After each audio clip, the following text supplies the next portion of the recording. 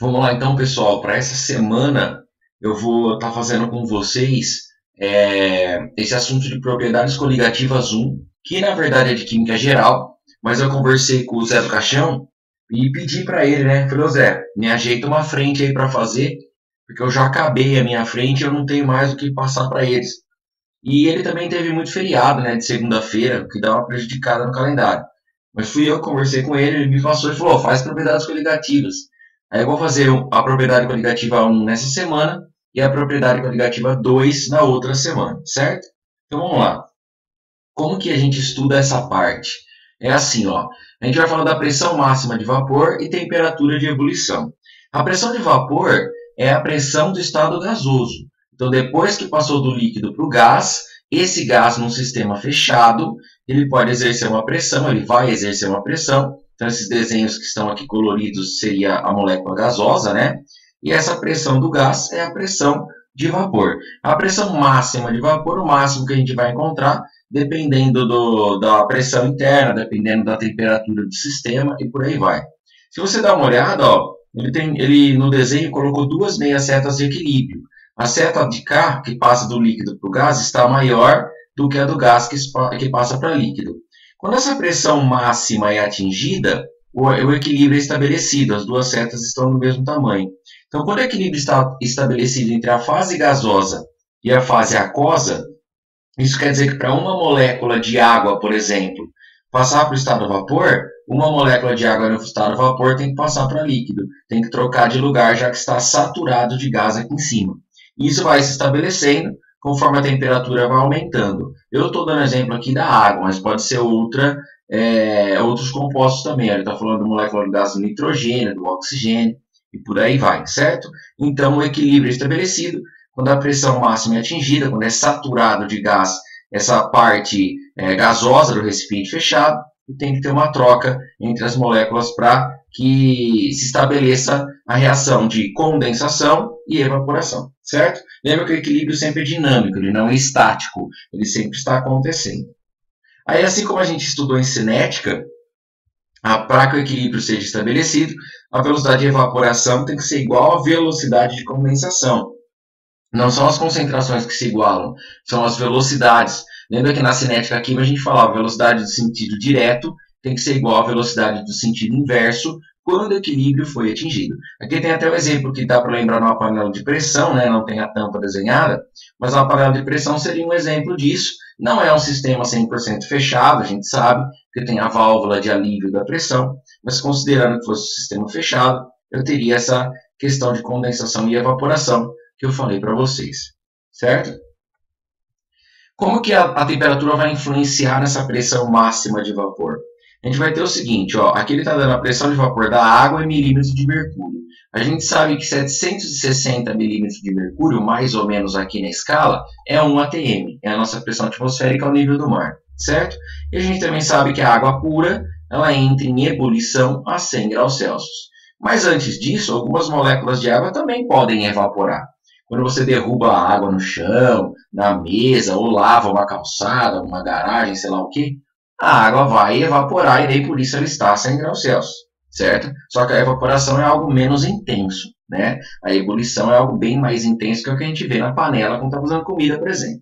Então, o que está anotado aqui, ó, com o aumento da temperatura, qualquer líquido evapora mais intensamente, acarretando em maior pressão de vapor. Então, aumenta a temperatura, as moléculas, seja qual for o líquido, vão ganhando energia cinética. Elas vão vencendo a barreira atmosférica e vão passando para o estado gasoso, certo?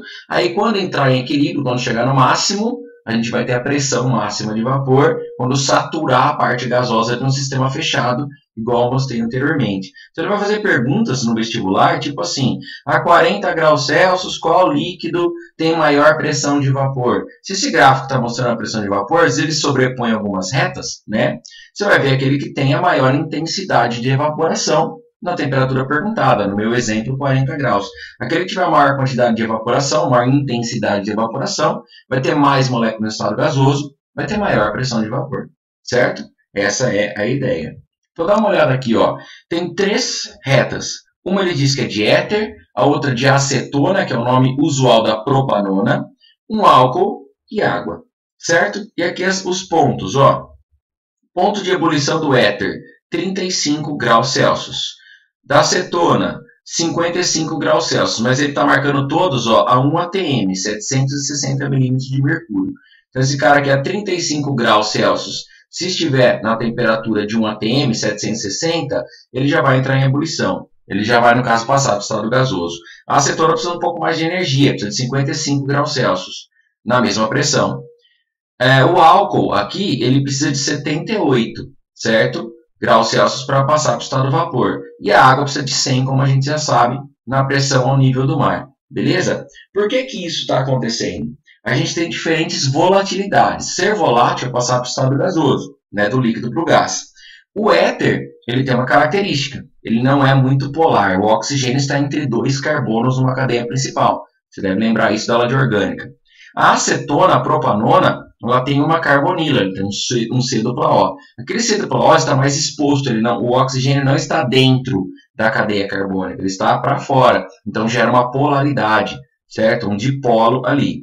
O álcool, vamos considerar, por exemplo, o etanol, o álcool ele faz ligações de hidrogênio, certo? Só que a água faz um número maior de ligações de hidrogênio do que o álcool. Aqui tem um OH. A água tem 2 OH, né? Porque o oxigênio ligado a hidrogênio ligado a outro hidrogênio. Como a água faz um número maior de ligações de hidrogênio, então é mais difícil quebrar essas interações para que ela passe do líquido para o gás. Já o álcool também faz ligação de hidrogênio, mas uma quantidade menor de ligações de hidrogênio em relação à água. Então ele também tem que romper essas ligações, como é um número menor, precisa de uma temperatura menor para passar para o estado vapor. A acetona tem um dipolo, certo? Não é uma ligação tão forte, não é uma interação tão forte como a ligação de hidrogênio, mas é mais intensa do que o éter, que tem um caráter apolar maior. Então você está olhando para as forças intermoleculares e interpretando a facilidade ou a dificuldade dos compostos passarem para o estado de vapor. Tá? Então aqui está escrito, líquidos têm diferentes pressões de vapor, uma vez que apresentam diferentes interações entre suas moléculas. Líquidos mais voláteis têm evaporação mais intensa e maior pressão de vapor, porque tem forças intermoleculares mais fracas. Com isso, se afastam mais facilmente, né? E o estado gasoso é ao maior afastamento das moléculas. Então, dá uma olhada aqui. Se a gente fosse organizar esses dados daquele mesmo gráfico, então, para o diagrama acima, temos a pressão de vapor dos líquidos envolvidos, que tem a seguinte relação. O éter tem maior pressão de vapor, porque ele evapora com mais facilidade, a força intermolecular é mais fraca. Então, ele tem maior pressão de vapor que a acetona é maior pressão de vapor que o álcool, e o álcool maior pressão de vapor que a água, certo? Essa é a ideia, beleza? Não é a temperatura de ebulição. A temperatura de ebulição do éter é menor, porque ele passa facilmente para o gás, não precisa de muito, é 35 aqui, certo? A temperatura de ebulição da acetona é 55. Então, quem tem maior pressão de vapor tem menor temperatura de ebulição. Entra no estado gasoso sem dificuldade. Tá? Olha o exemplo aqui, para ficar mais claro para você o que eu falei do álcool e da água, a quantidade de ligações de hidrogênio que faz. Pega essa molécula aqui primeiro, ó. Só que eu estou circulando. Eu tenho CH3, tá vendo? CH3, CH2, OH, é o etanol. O OH é que vai fazer ligação a hidrogênio. Esse hidrogênio da hidroxila do álcool faz uma ligação a hidrogênio com outro etanol. Aqui do lado vai ter um par de elétrons que não está ligado, porque o oxigênio respeita o octeto. Então vai ter 2 elétrons aqui, com mais 2 do outro lado são 4, com mais 2 que está ligado com o hidrogênio são 6, com mais 2 ligados ao carbono são 8. Então esses 2 elétrons que não estão ligados fazem ligação a hidrogênio com outra molécula de etanol. E o outro par de elétrons que não está ligado aqui do lado faz uma terceira ligação de hidrogênio. Então, cada molécula de etanol vai fazer 3 ligações de hidrogênio. Essas também vão fazer. Eu estou exemplificando com essa molécula, certo? Já a água, ó, dá uma olhada. Aqui a gente tem H2O. Eu vou ter 2 pares de elétrons não ligados. Então, eu vou ter um hidrogênio fazendo ligação de hidrogênio. O outro hidrogênio também fazendo ligação de hidrogênio com outras moléculas de água. O primeiro par de elétrons que não está ligado faz uma terceira ligação de hidrogênio. E aqui a quarta ligação é o outro par de elétrons que não está ligado. Então, eu tenho 4 ligações de hidrogênio na água e 3 no álcool. Como aqui eu tenho maior quantidade, eu tenho forças intermoleculares mais fortes, é mais difícil a água passar para o estado de vapor do que o álcool. Portanto, a pressão de vapor da água é menor. Eu vou ter menos água no estado gasoso em relação ao álcool. Certo? Essa é a ideia que você tem que ter, e isso é bastante perguntado dentro desse assunto. Beleza. Mas, e quando as forças intermoleculares empatam e as quantidades dessas interações também empatam? Aqui eu tirei do livro, olha só para esses dois do meio, é por isso que eu peguei esse gráfico, eu quero esses dois do meio aqui. Ó. Eu tenho metanol e etanol. Os dois são álcoois. Álcool com um carbono na cadeia principal e álcool com 2. Mesma função orgânica. Os dois têm uma hidroxila, certo? Então eles são capazes de fazer ligação hidrogênio. Esse cara aqui, o metanol, ele vai fazer uma ligação hidrogênio com esse hidrogênio e os outros dois pares de elétrons vão fazer mais duas. Então eu tenho 3 ligações de hidrogênio possíveis aqui. Igual eu mostrei no exemplo do etanol, mesma coisa. O etanol está aqui, a gente já viu, ele também pode fazer 3 ligações de hidrogênio. Então assim, os dois fazem ligação de hidrogênio. Os dois fazem 3 ligações de hidrogênio. Como é que eu vou desempatar, para esse caso, a questão da pressão de vapor? Eu vou ter que olhar para a massa molar. Se você olhar, ó, aqui a gente tem um carbono e 3 hidrogênios, tirando a hidroxila. Aqui também tem hidroxila, então empata com relação à hidroxila, por isso que eu não estou olhando para ela. Então aqui tem um CH3.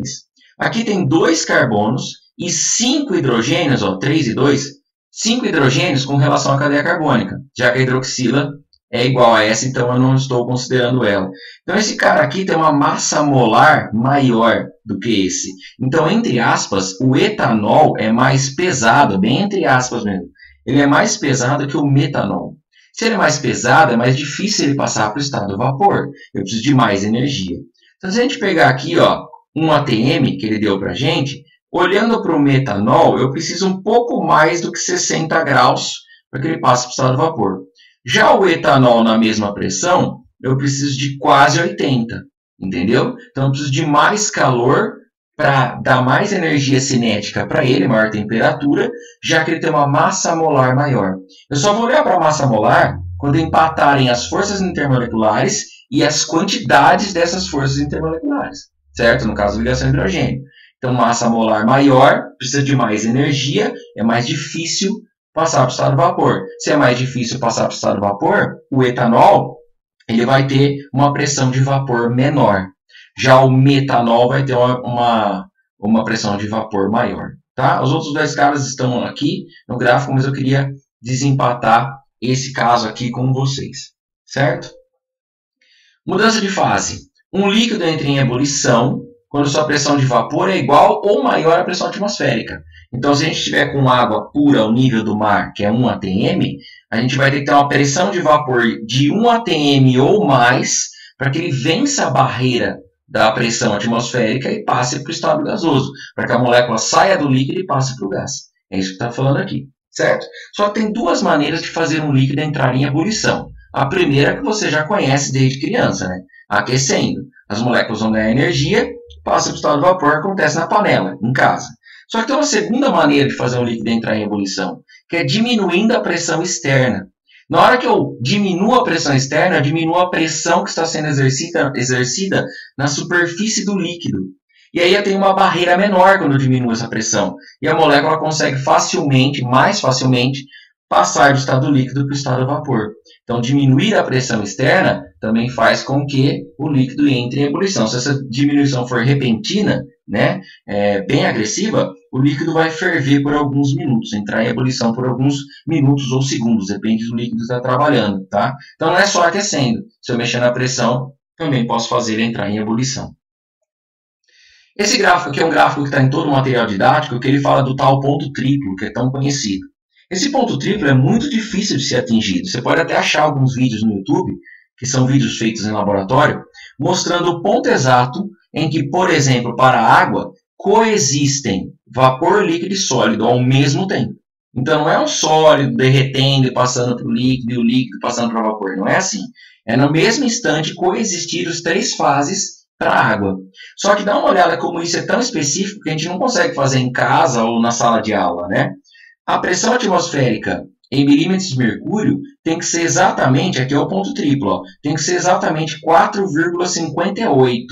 E a temperatura em graus Celsius tem que ser exatamente 0,01. Então é algo muito específico, muito difícil de se controlar, né? Por isso, ponto triplo. E aí aqui a gente tem as fases sólidas, líquidas e vapor. Certo? Se a gente considerar 760 milímetros de mercúrio, que é o que a gente está acostumado, a pressão de um ATM, quando a gente tem uma temperatura abaixo de 0 para 760, vamos unir os pontos abaixo de 0, essa escala aqui, a 760, a água está congelada, menos que 0 graus Celsius. Quando eu estou acima de 0 graus Celsius, a 760, né, eu tenho aqui, ó, fase líquida, e quando eu estou de 100 para frente, eu entro aqui na escala, abaixo dessa curva, né? Então, a escala do vapor, que é essa área embaixo da curva aqui, tá? Mas o ponto triplo existe, é possível, mas em laboratório. Fechou? Agora a gente entra na parte um pouco mais matemática disso, que é o fator de Van Hoff e tonoscopia. Então, vamos ver, ó. É importante calcular o número de partículas dispersas em solução. Isso para a gente conseguir ver se tem maior facilidade ou dificuldade daquele líquido passar para o estado de vapor. Continua a mesma ideia, só que a gente está agora preocupado com a quantidade de partículas de um soluto não volátil que está dentro da solução. O que é um soluto não volátil? Soluto é aquele que está em menor quantidade, aquele que se dissolve no solvente, né? Só que o soluto não volátil é aquele que não passa para o estado gasoso facilmente. Por exemplo, sal de cozinha não passa para o estado gasoso, né?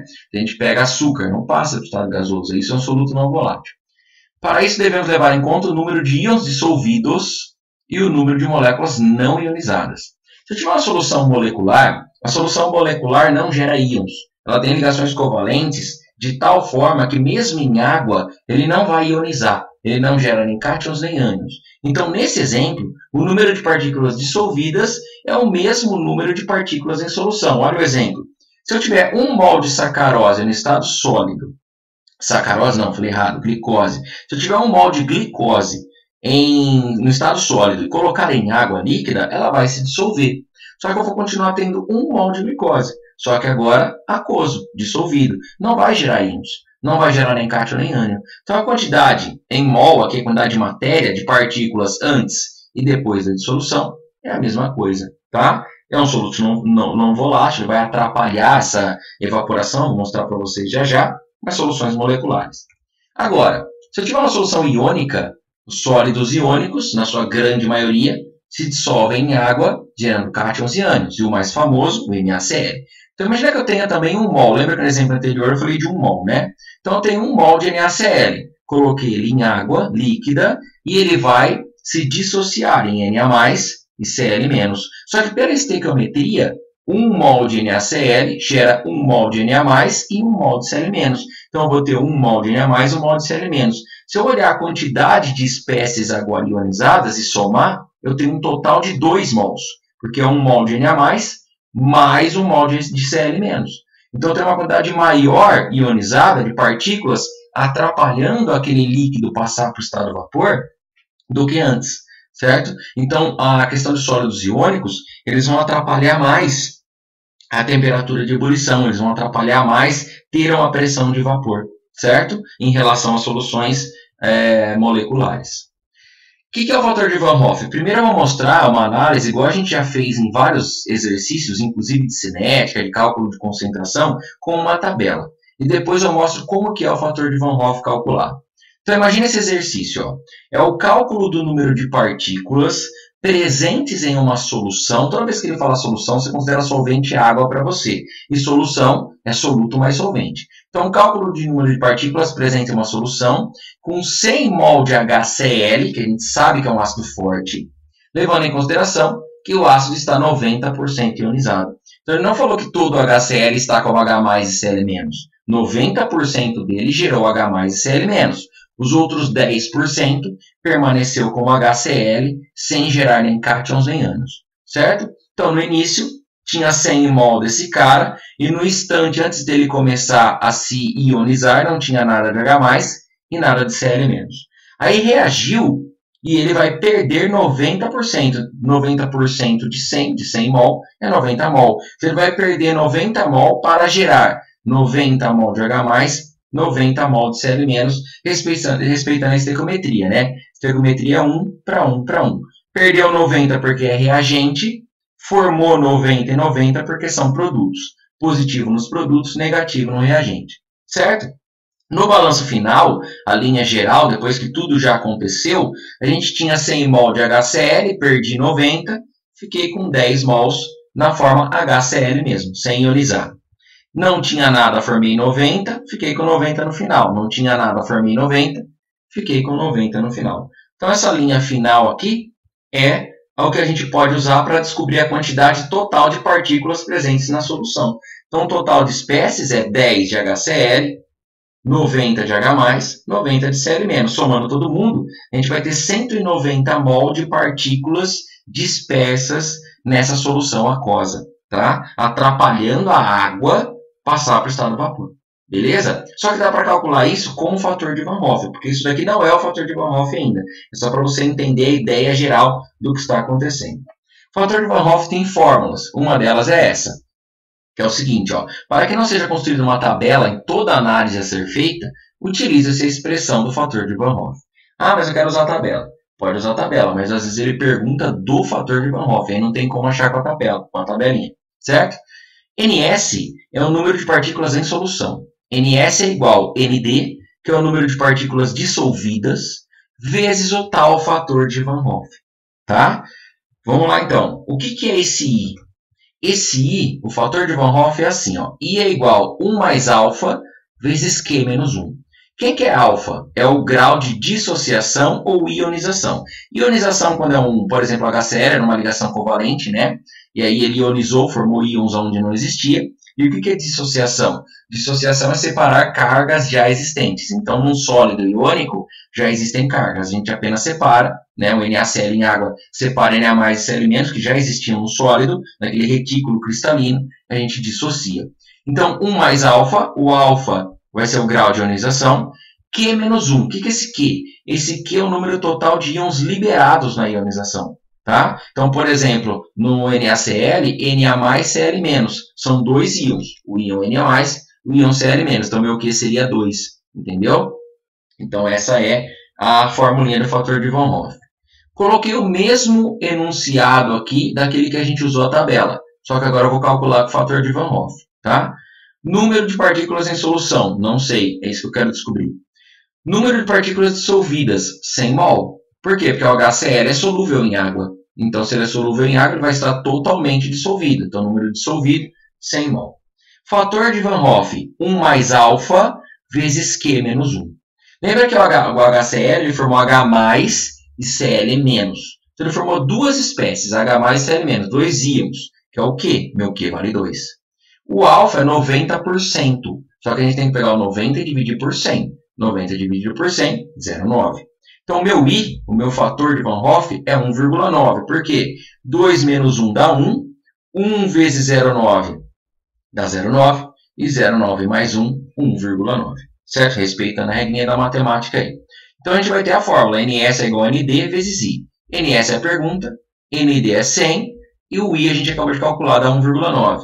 1,9 vezes 100 é 190. E lembra que com a tabela, a gente chegou exatamente em 190 mol de partículas dissolvidas.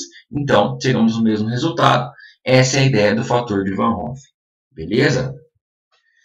Agora começa, na propriedade coligativa 1, ele vai falar de tonoscopia, e na propriedade coligativa 2, aí ele vai falar de crioscopia e ebulioscopia, além de pressão osmótica, isso lá na 2, tá? Mas por enquanto vamos ver tonoscopia. O que é isso?